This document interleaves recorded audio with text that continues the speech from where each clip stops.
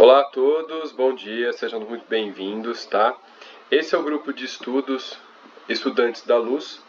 Nós estamos aqui estudando o livro Ação e Reação.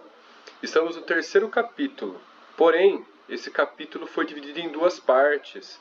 E hoje nós seguiremos então com a segunda parte. Nós iniciamos na reunião passada e a gente vai terminar esta semana.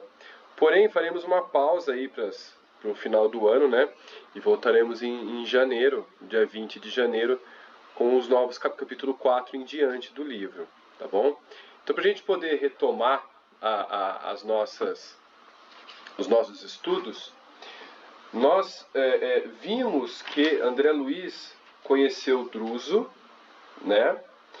E aí começaram a acompanhar o dia a dia da casa, né? Tantos trabalhadores chegavam e pediam coisas ao Druso, pediam orientações, pediam auxílio e tudo mais. E aí cada um que ia chegando, né? E até meio que assustando o André Luiz, porque ele perguntava, né? Como que um dirigente não fica sobrecarregado sobre todos esses pedidos, né? Não seria melhor dividir esses pedidos, né, a pessoas instruídas, a pessoas, né, para poder melhor comandar o trabalho, né? E aí o Silas, que estava próximo de André Luiz, comentou. O Druso, ele interfere, né, e as pessoas vêm pedir auxílio a ele toda vez que as possibilidades desses trabalhadores, que eram muito importantes lá e tinham muita capacidade, se esgotassem. Ou seja, quando não há mais possibilidades que eles pudessem agir, eles pediam auxílio a Druso, né? E nessa passagem aqui a gente vai retomar um pouquinho ao cenário anterior. Olha só. Onde Silas falava o seguinte para André Luiz, né? Druso não apresenta faculdades ilimitadas e a mansão Paz também o ampara, ou seja, o auxilia, né? Entretanto, nos processos reencarnatórios funciona como autoridade intermediária. 2 vezes na semana nos reunimos no cenáculo, que é um santuário ali para eles poderem resolver algumas coisas, fazerem orações, né? E os mensageiros nos orientam por instrumentos adequados. Então até tinha comentado, né, na passada, nossa reunião passada, que no livro No Mundo Maior, André Luiz, antes de fazer os seus estudos, eles se reuniram como se fosse num cenáculo desse, né? Por através de instrumentos de materialização conseguirem conversar com as entidades superiores.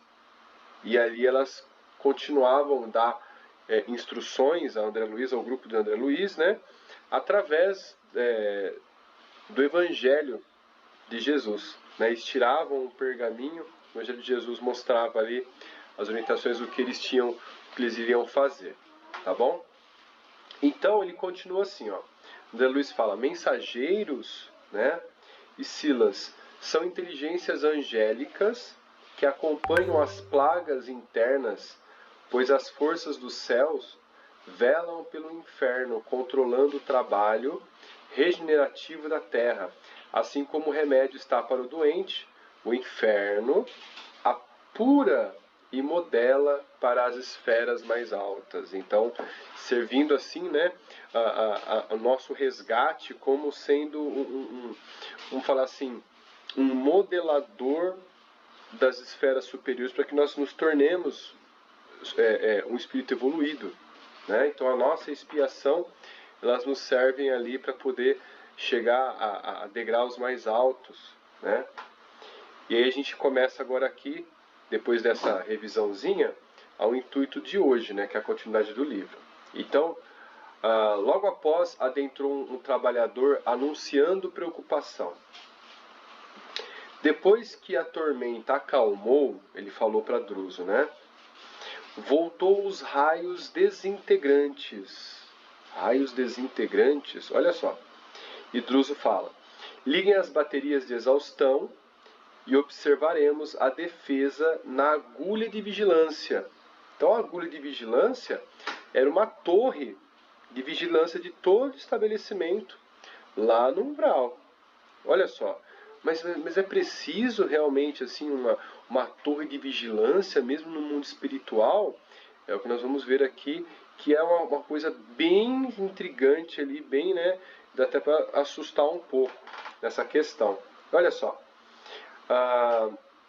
Druso nos convidou a acompanhá-lo. Então Druso ele se dirigiu até a essa torre de vigilância. O grupo se dirigiu para a torre, subindo-a algumas dezenas de metros, olha só, dezenas de metros, por uma escada helicoidal. No topo, descansaram em uma sala com aparelhos. Olha que interessante, aparelhos, né? Como um telescópio pequeno que lançava raios iluminando o inferno na espiritualidade em função... iluminando o nevoeiro, permitindo enxergar criaturas exóticas que fugiam de vasto grupo de entidades em máquinas parecidas como caminhonetes. Então eles estavam ali com alguns aparelhinhos que emitiam raios e iluminavam o nevoeiro ali. E quando a luz iluminava, essas criaturas fugiam. E algumas estavam em máquinas parecidas como caminhonetes. Olha só, em equipamentos ali, né? E a gente pode imaginar assim, esse livro é de 1940 e pouco. Naquela época, né? Caminhões pequenos, dava a entender, né, que existia um anteparo, algum equipamento ali para que eles pudessem atacar a estrutura onde eles estavam. Olha que interessante, né? E André Luiz comenta, né? Estamos sendo atacados por um exército? E aí o Druso responde a ele: isso mesmo, sua intenção é de retirar nossa casa da área para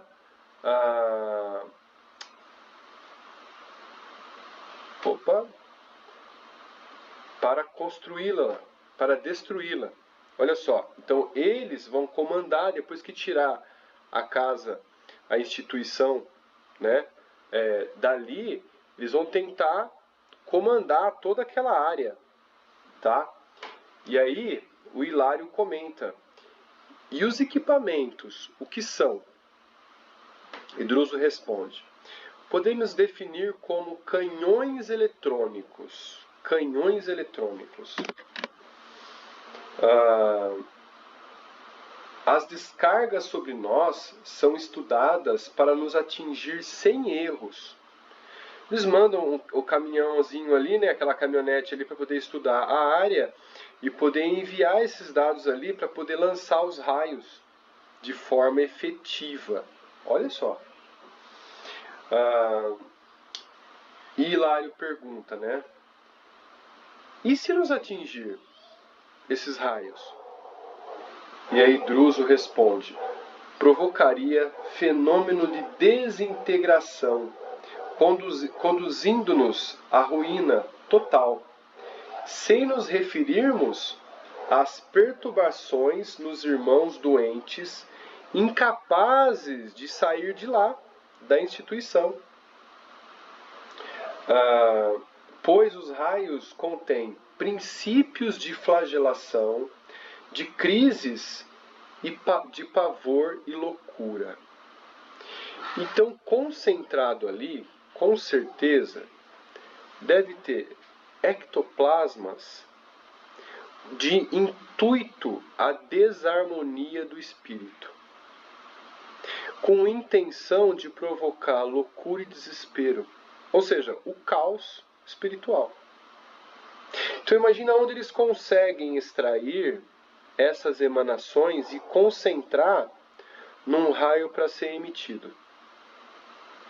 Então, a gente vê hoje, a nossa tecnologia é muito material. E a gente se depara com esse tipo de tecnologia concentrando energias e emanações para que possa ser usadas diretamente na mente das pessoas. Então, não é de se estranhar quando a gente observa no nosso mundo material algumas estruturas como frases, músicas, vamos falar assim, comportamentos, né? Jogos de gamers vinculados a tentar desestabilizar as pessoas, a tentar induzir a um pensamento oportuno para que eles possam utilizar de reservatório de emanações. Então veja, eu já vi diversas estruturas, né, e alguns vídeos de alguns médiuns dizendo que algumas músicas tendem a insuflar na pessoa algum sentimento e que são conectadas a um grupo específico de obsessores que retiram essas emanações específicas deles. Sejam emanações específicas de ódio, de vingança, de sexualidade, né? Então, isso é um importante material no mundo espiritual. Essas emanações, esses ectoplasmas. Tanto é que existem os obsessores vampirizantes que retiram essas emanações para poder serem utilizadas nas obsessões em outros ambientes. Então, olha como a inteligência no mundo espiritual, ela não é só dos benfeitores.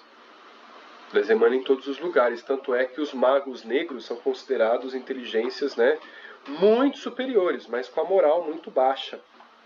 Né? Mas os magos negros estão lá. Né? Ou estavam nessa transição, assim, não estão tendo mais o equilíbrio e a afinidade energética com o nosso planeta.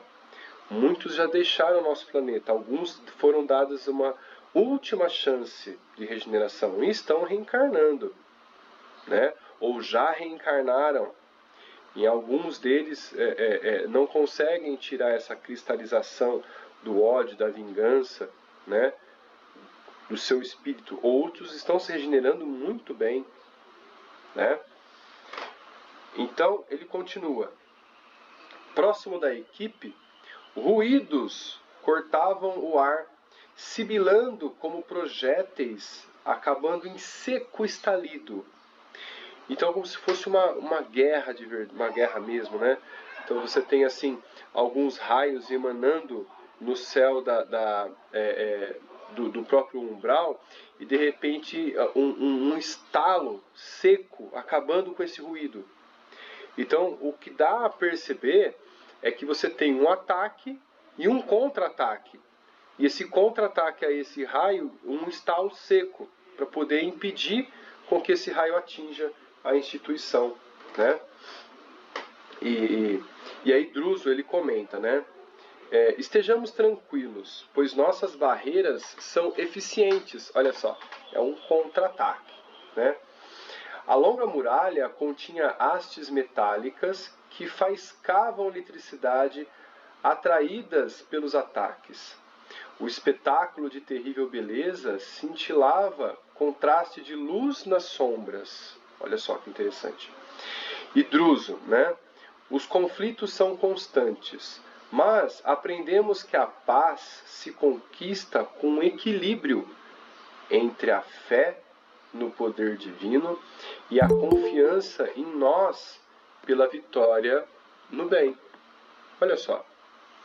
Então, a paz não é simplesmente um joguete ali que a gente vai conquistar à força. Então a gente tem que ter um equilíbrio constante para que nós possamos continuar essa confiança e tudo que está pela frente, mesmo que possa ser ruim, ela está servindo como aprendizado e ferramenta para que alguns que não conseguiram ainda ter o coração voltado à melhoria, possa ter. Por pior que seja a situação, vai ser usada como instrumento de aprendizado, tá bom?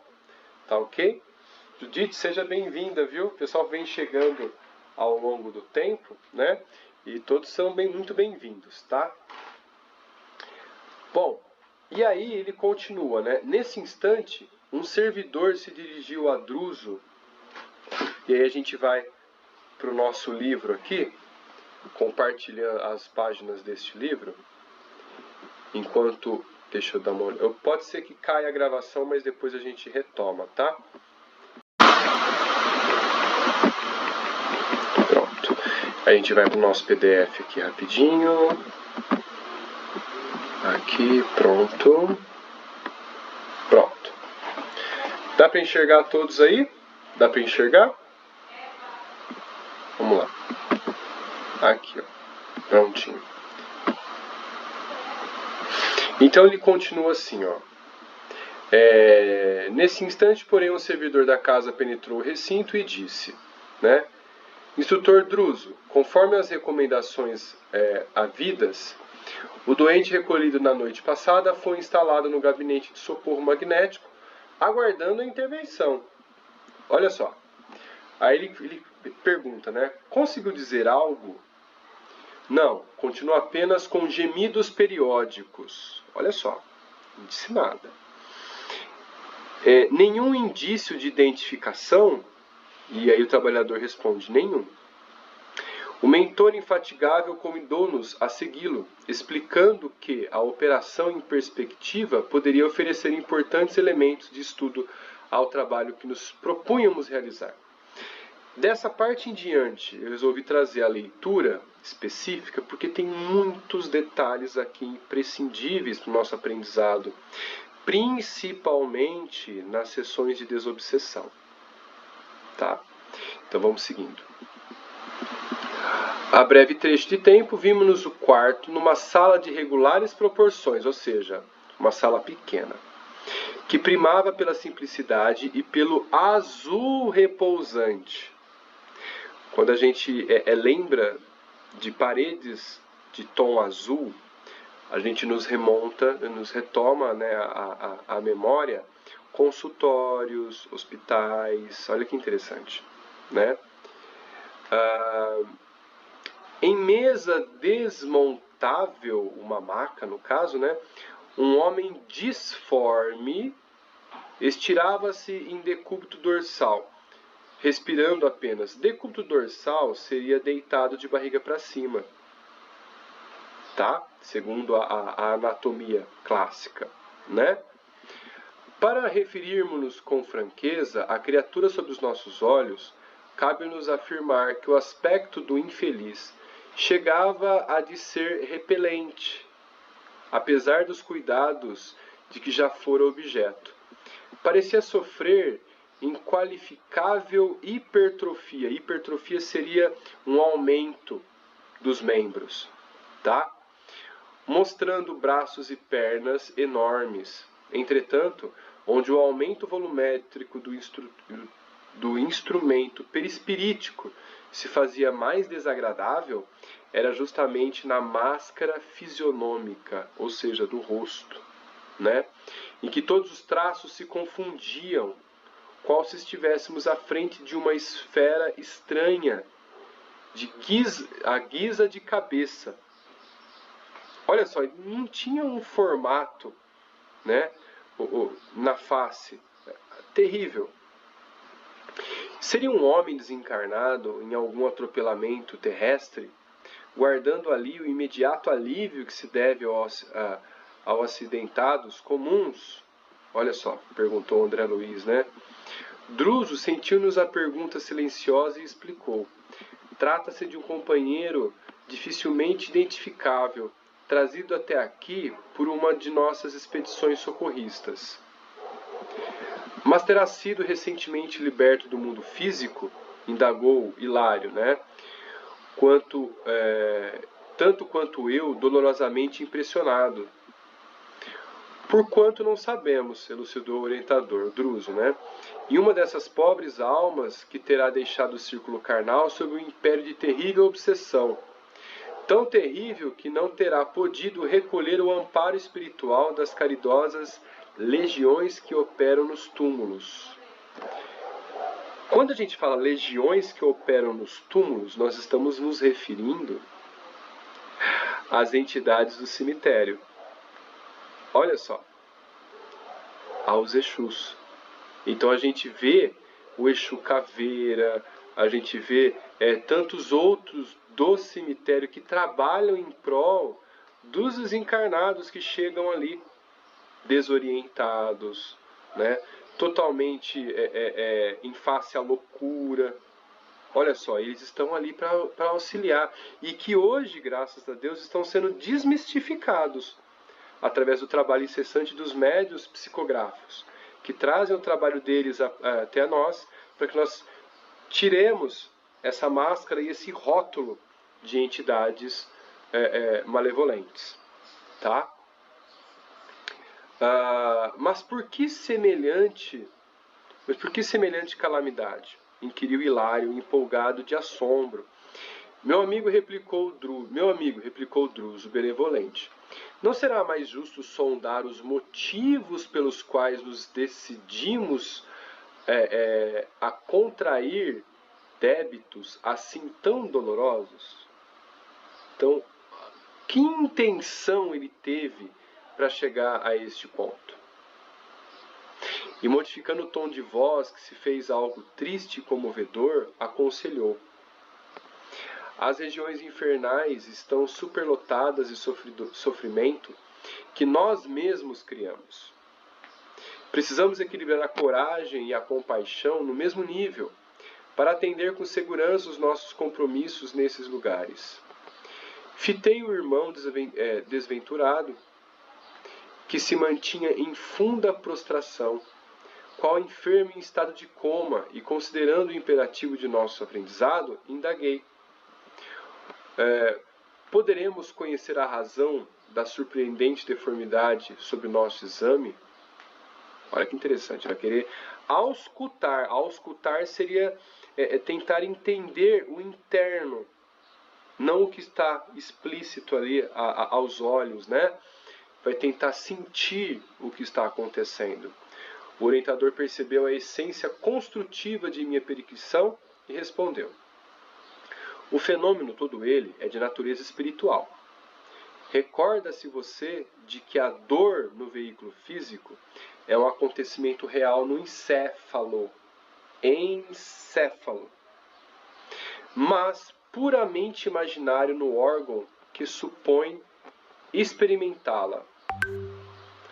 A mente, através das células cerebrais, registra a desarmonia corpórea, constrangendo a urdidura orgânica ao serviço, por muitas vezes, torturado e difícil do reajuste.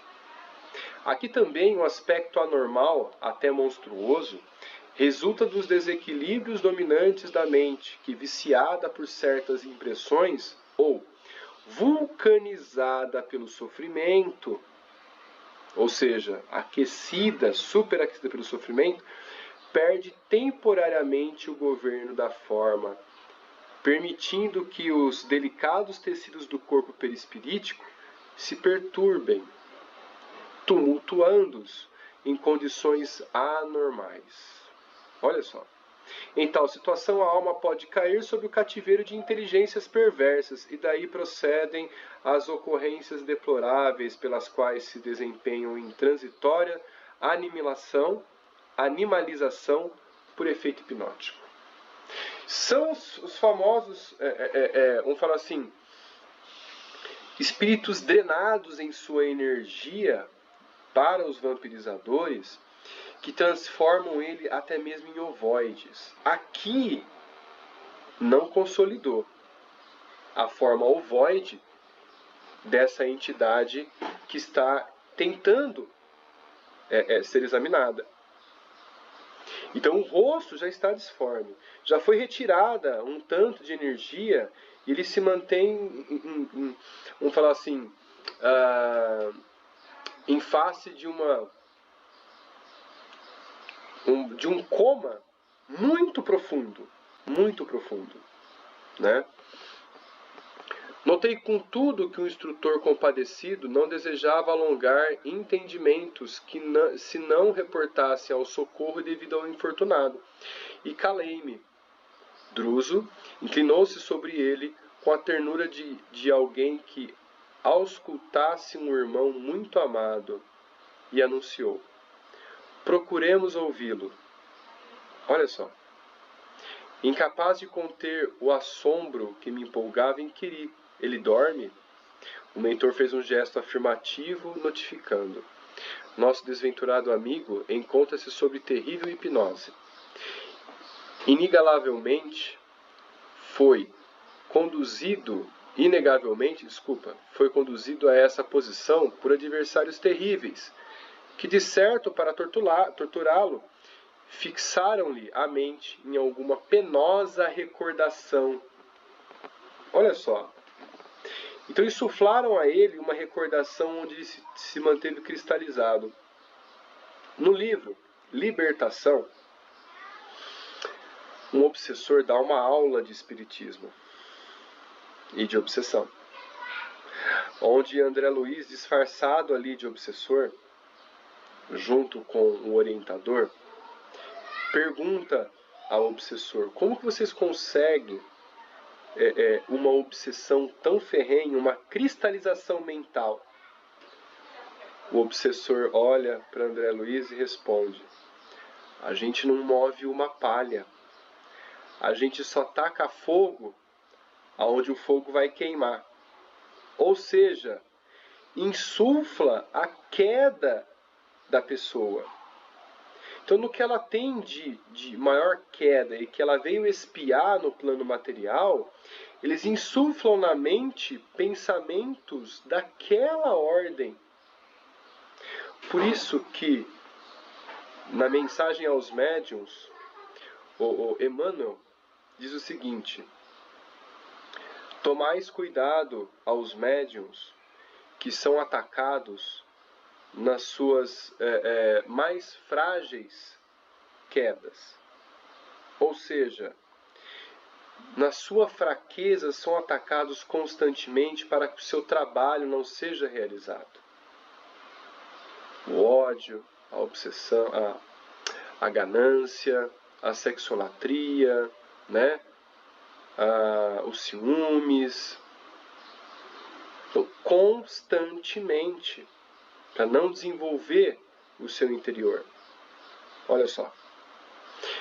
E aí continua, né, André Luiz? Mas insisti emocionado.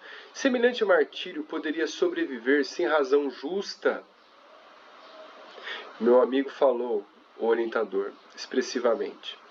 Com exceção do caminho glorioso das grandes almas, que elegem no sacrifício próprio o apostolado do amor com que ajudam os companheiros da humanidade, não se ergue o espinheiro do sofrimento sem raízes da culpa, ou seja, tudo tem uma origem e tudo tem um fundamento.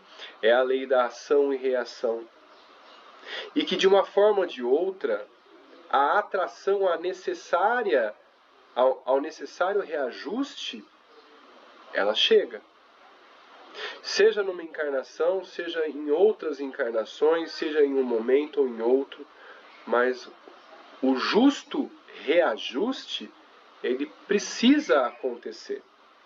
Um espírito não se torna um ser angélico apenas pelo amor e entendimento. Ele pede para que ele viva o sofrimento, para que isso marque o espírito, ele não retome a queda anterior. Pessoal, quem quiser interromper e acrescentar, fiquem à vontade, por favor, tá bom? Ele continua assim, ó. Para atingir a miserabilidade em que se encontra, nosso irmão terá acumulado débitos sobremaneira escabrosos. Em seguida, contraindo-nos qualquer propósito de divagação, acentuou: desintegremos as forças magnéticas que lhe constringem os centros vitais e ajudemo-lhes a memória para que se liberte e fale. Um procedimento muito interessante. Então eles vão, através da energia, quebrar esses laços que estão ligando ele a outros indivíduos, aos obsessores, para que ele possa libertar um pouco a mente e ele conseguir falar. Agora vem a parte que eu julgo aqui desse capítulo mais aterrorizante. E talvez porque o meu olhar lhes endereçasse mudo apelo a esclarecimento mais amplo, acrescentou: não seria lícito agir à base de hipnoses. É indispensável ouvir os delinquentes e as vítimas a fim de que, através das informações deles mesmos, saibamos por onde começar a obra de auxílio. Foi aí que, no início desta reunião, foi falado: observamos aqui instrumentos para que possamos trabalhar na mesa de desobsessão, porque ouvir a entidade em sofrimento, teremos uma base para nos orientar ao auxílio mais específico. Olha só. E continuando. Procurei soptar inquirições espontâneas, extemporâneas, e entreguei-me à expectativa. Logo após, o assistente, Hilário e eu, de maneira instintiva, estabelecemos uma corrente de oração, sem prévia consulta, nossas forças reunidas como que fortaleciam o instrutor, que, demonstrando fisionomia calma e otimista, passou a operar magneticamente, aplicando passes dispersivos no companheiro em prostração. Passes dispersivos. Nas técnicas de apometria, os passes dispersivos são aqueles que são retirados, né, dos chakras ou da face magnética da entidade, dispersando as energias negativas, né?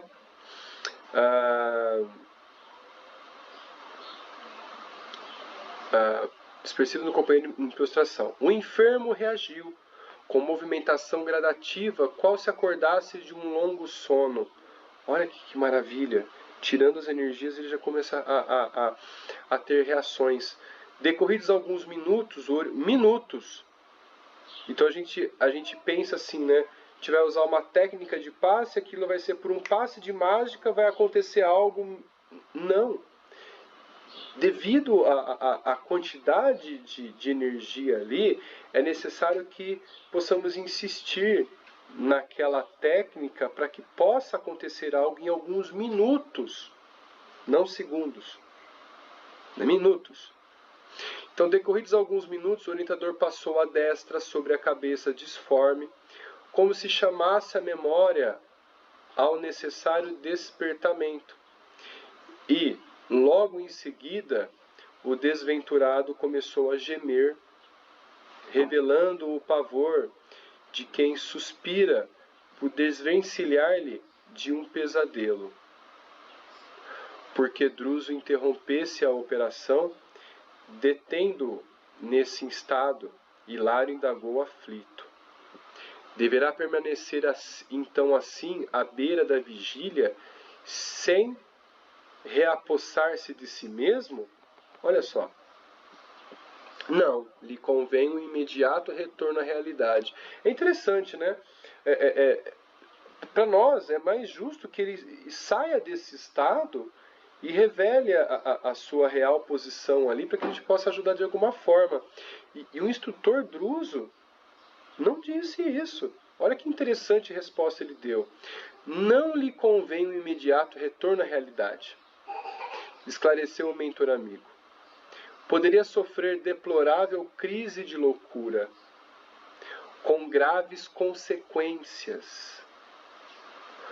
Conversará conosco assim qual se vê, com a mente enovelada, a ideia fixa que lhe encarcera os pensamentos no mesmo círculo vicioso, a fim de que lhes venhamos a conhecer o problema crucial sem qualquer distorção. Genial! Genial! Quando a gente analisa tirar alguém do sofrimento, a gente não imagina o que a gente possa desferir e atingir, agravando o sofrimento daquele que vem ao auxílio. Temos que ter muito cuidado. A palavra do orientador denotava grande experiência na psicologia dos espíritos vitimados nas trevas. Depois de nova intervenção do mentor sobre a glote, a região onde a gente tem a parte da fala, né? Um pouco mais acima, no caso, a gente tem as cordas vocais. Então a região da glote ali é essa região que nós temos aqui próximo, né, do nosso queixo, tá? No pescoço, tá bom? O infeliz descerrou as pálpebras e, mostrando os olhos esgazeados, começou a branir. Socorro, socorro, sou culpado, culpado. Não posso mais, perdão, perdão. Olha só, então ele está desesperado, querendo sair daquela situação. Dirigindo-se a Druso e tornando-o de certo por magistrado, exclamou: Senhor juiz, até que enfim posso falar. Deixe-me falar. O dirigente da mansão Paz afagou-lhe a cabeça atormentada e replicou em tom amigo: Diga o que deseja. O rosto do asilado cobriu-se de lágrimas, entremostrando a superexcitação dos sonâmbulos que transformam a própria fraqueza em energia inesperada, e começou a falar, compungidamente. Sou Antônio Olímpio, o criminoso. Contarei tudo. Em verdade, pequei, por isso é justo que eu sofra no inferno. O fogo tortura minha alma, sem consumi-la, e o remorso bem sei. Se eu soubesse, não teria cometido a falta. Entretanto, não pude resistir à ambição. Depois da morte de meu pai, vi-me obrigado a partilhar nossa grande fazenda com os meus 2 irmãos mais novos, Clarindo e Leonel. Trazia, porém, a cabeça dominada de planos. Pretendia converter a propriedade em que eu administrava em larga fonte de renda. Contudo, a partilha me estorvava. Notei que os manos tinham ideias diferentes das minhas e comecei a maquinar o projeto que acabei executando. Uma crise de soluços embargou-lhe a voz, mas Druso, amparando magneticamente, insistiu. Continue. Admiti, continuou o enfermo com acento mais firme, que somente poderia ser feliz aniquilando os meus irmãos. Quando o inventário estava prestes a decidir-se, convidei-os a passear comigo, de barco, inspecionando o grande lago de nosso sítio. Antes, porém, deles a beber um licor entorpecente. Calculei o tempo que a droga reclamaria para um efeito seguro, e quando nossa conversação ia acesa, percebendo-lhes os sinais de fadiga, num gesto deliberado, desequilibrei a embarcação em conhecido trecho onde as águas eram mais fundas. Ah, que calamidade inesquecível! Ainda agora escuto-lhes os brandos arrepiantes de horror, implorando socorro. Mas, de nervos dormentes, a breves minutos encontraram a morte. Nadei de consciência pesada, mas firme em meus aloucados propósitos, abordando a praia e clamando por auxílio. Com atitudes estudadas, pintei um imaginário acidente, que foi assim que me apossei da fazenda inteira, legando-a mais tarde a Luís, meu filho único. Fui um homem rico e tido por honesto. O dinheiro granjeou-me considerações sociais e privilégios públicos que a política distribui com todos aqueles que se fazem vencedores no mundo, pela sagacidade e pela inteligência. De quando em quando recordava meu crime, nuvem constante sombrear-me a consciência, mas em companhia de Alzira, a esposa inolvidável. Procurava distrações e passeios que me tomassem a atenção. Nunca pude ser feliz. Quando meu filho se fez jovem, minha mulher adoeceu gravemente, e da febre que devorou por muitas semanas passou a loucura, como a qual se afogou no lago, numa noite de horror. Viúvo, perguntava a mim mesmo se não estava sendo joguete do fantasma de minhas vítimas. Entretanto, temia todas as referências em torno da morte, e busquei simplesmente gozar a fortuna que era bem minha. O infeliz entregou-se a larga pausa de repouso diante de nossa expectativa, continuando logo após. Ai de mim, porém, tão logo cerrei os olhos físicos diante do sepulcro, não me valeram preces pagas, porque meus irmãos, que eu supunha mortos, se fizeram visíveis à minha frente, transformando-os em vingadores, ladearam-me o túmulo. Atiraram-me o crime em rosto, cobriram-me de impropérios e flagelaram-me sem compaixão, até que talvez cansados de me espancarem, conduziram-me à tenebrosa furna, onde fui reduzido ao pesadelo que me encontro. Em meu pensamento vejo apenas o barco no sepulcro sinistro, ouvindo os brados de minhas vítimas, que soluçam e gargalham estranhamente. Ai de mim! Estou preso à terrível embarcação, sem que possa desvencilhar. Que me fará dormir ou morrer? Como se o término da confissão lhe trouxesse algum descanso, arrojou-se o doente à enorme apatia. É interessante que aqui ele declama toda a sua história como se Druso fosse um juiz que fosse julgar, e isso para aliviar o seu sofrimento ou demonstrar a sua culpa no qual estava passando todos os tormentos. Em todas as nossas reuniões dos livros, em algum momento, a gente acaba comentando, né?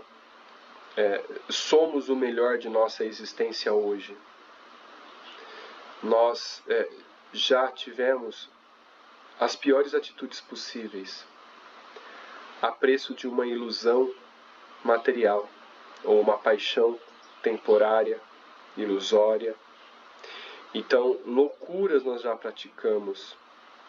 Então, que hoje possamos esquecer o passado e fazermos diferente, para que o nosso futuro seja mais amistoso e conseguimos assim arrojar do passado aprendizados e enlaçar realmente o amor a quem nos perdemos no passado, a que nós possamos desatar aqueles nós de ódio e vingança, e que daqui para frente possamos ver apenas a fraternidade e o amor.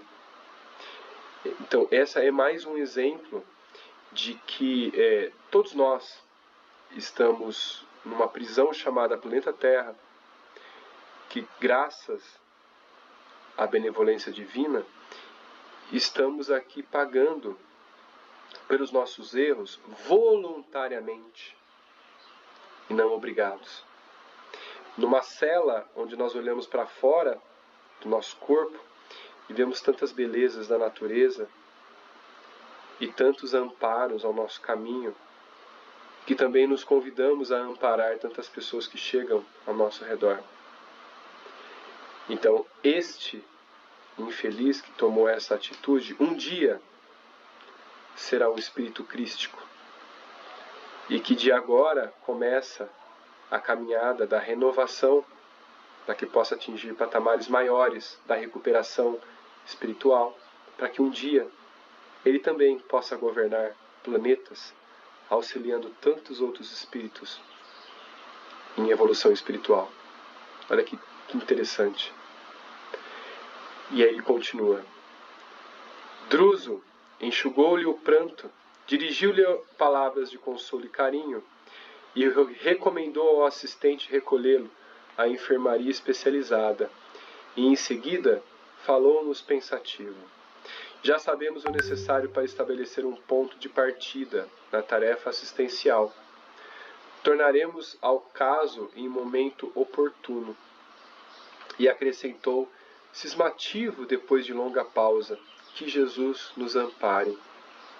Não nos foi possível, contudo, adiantar observações, porque o mensageiro vinha comunicar ao instrutor que uma caravana de recém-desencarnados estava prestes a chegar e acompanhando-lo ao serviço que ele nomeou como sendo tarefa de inspeção.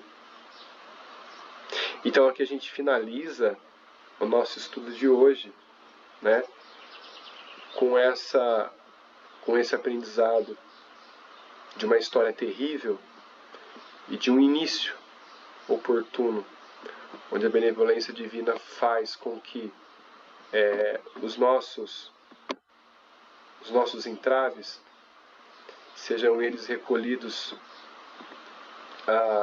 e uma nova oportunidade nos chega para que a gente possa ser melhor.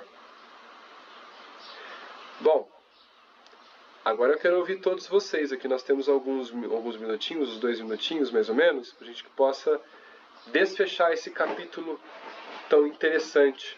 Alguém tem algo a dizer? Quer comentar alguma coisa? Clarinha, Lúcia, Maria Lúcia, Lu. O Flávio. Oi. Como que é a consciência da gente, né? A gente faz, apronta, né? Prejudica as pessoas, mas fica tudo ali, né? Impregnado e a gente não consegue se desvencilhar, né? Sim. Que coisa, verdade, impressionante, verdade. né? A gente tem ali a memória espiritual, né?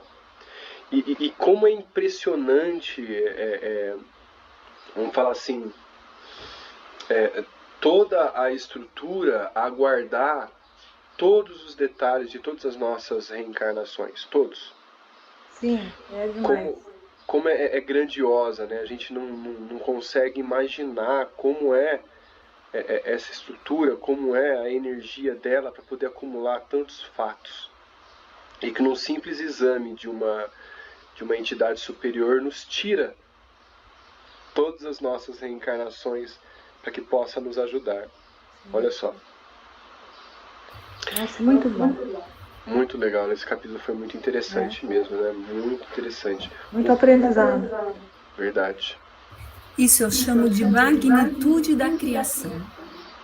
Toda essa característica, nós termos impresso, nós complementando o que a Lúcia disse, as leis, nós sabemos quando nós estamos errando. Nós sabemos, porque nós temos plena consciência. Naquele momento, nós passamos por cima, mas depois a nossa consciência nos cobra isso, porque nós sabemos que estávamos errados. Sim. Então, assim, é muito importante ficarmos atentos às nossas ações, né? Porque isso vai ser cobrado. E não por outro, mas por nós mesmos. Por nós mesmos, exatamente. É como Jesus disse, né? Foi perguntado a Jesus, aonde está as leis de Deus? E ele responde, dentro de nós. Exatamente, estão impressas. Nós temos um pontinho de luz, nós temos aquele pontinho de luz. Então nós sabemos o que estamos fazendo. Sim, né? O tempo todo. Se a gente pensar em espiritualidade, a gente não consegue, a gente tem que deixar de estruturar na nossa mente dimensões, tamanhos. Porque se a gente tem um pontinho de luz, esse um pontinho de luz, ele pode ser maior que nós mesmos. Sim. Então a gente quebra essa barreira toda. Sim, é verdade. Nossa, muito legal. Mais alguém, pessoal? quer comentar alguma coisa, podem ficar à vontade. Senão a gente fecha a nossa reunião de 2022, né? Aqui. Nossa jarrinha de água já está aqui, tá? Aí a gente já fecha com uma oração bem gostosa. Pode ser então? Vamos fechar? Então eu vou deixar aqui a gravação acontecendo para que todos recebam, né, essa oração e a nossa energia, tá? Então vamos pedir assim a Deus nosso Pai, a Jesus nosso Mestre, agradecendo por mais um ano que se passou, de tantas conquistas, porém de muitos aprendizados. Essas conquistas que vieram através do suor, do aprendizado, do trabalho. Como Emmanuel diz a Chico, nós evoluímos de duas formas. Seja nas lágrimas do sofrimento ou através do suor do nosso trabalho. Que esse 2022 foi um exemplo, que resgatamos assim através da mente de uma pandemia, a união de tantas mentes desaventuradas, desesperadas, e que após longo período em reflexão, que para nós, 1 ano e meio, 2 anos de reflexão, é pouco, perto de centenas de reencarnações que nós passamos, e o momento oportuno da transição, que nos convida a sermos diferentes, a termos atitudes que nos revelem o amor maior ao próximo, que nos convida a deixar de lado toda a cristalização do ódio, do desamparo, da malevolência, da sexolatria, da ambição, que ela possa ser diminuída constantemente através do aceleramento, da aceleração da nossa transição planetária. E que hoje, segundo as informações dos nossos irmãos médiuns, que recebem tantas orientações dos nossos irmãos maiores, através do amor divino, da modificação estrutural de pensamento e de energia do nosso planeta, o Sol já se faz presente no umbral, onde sua claridade ilumina tantos sofredores que agora são resgatados, enviados a hospitais e retomados ao mundo material, para que possam retomar sua condição de evolução como filhos do Pai Eterno, nossos irmãos, que devemos a eles a extensão da mão, para que possamos caminhar juntos, que nós possamos, nessa passagem de ano, de Natal e Ano Novo, pensarmos nesses nossos irmãos, que estão em aprendizados muito maiores que nós, que possamos auxiliar de alguma forma, que possamos assim ter em 2023 o alcance de diversas mentes, o alcance em diversos auxílios, e que nós também possamos nos auxiliar, estudando, rogando ao Pai que a nossa fé aumente, que a nossa união entre todos nós do planeta seja através da energia do amor e da fraternidade, que possamos todos, em qualquer intempérie do ano que chegue, possa ter a sanidade de que o melhor está acontecendo para todos nós, seja ele às vistas da terrível situação que nos aparenta, porém, grandes cirurgias e modificações estão ocorrendo dentro de nós, e que possamos fazer jus a essa modificação, tendo a sanidade, a calma e principalmente a paz interior, para que possamos seguir em frente, orientados pelo nosso Pai Maior, o nosso irmão que nos vela amorosamente, através de suas vistas e sua energia divina. Que Jesus possa amparar a todos, que possamos continuar a estudar, a auxiliar e principalmente a nos modificar. Que Deus possa abençoar a todos no ano novo que chegue e que novas expectativas e aprendizados possam chegar com a orientação de nosso amado Jesus. Assim seja.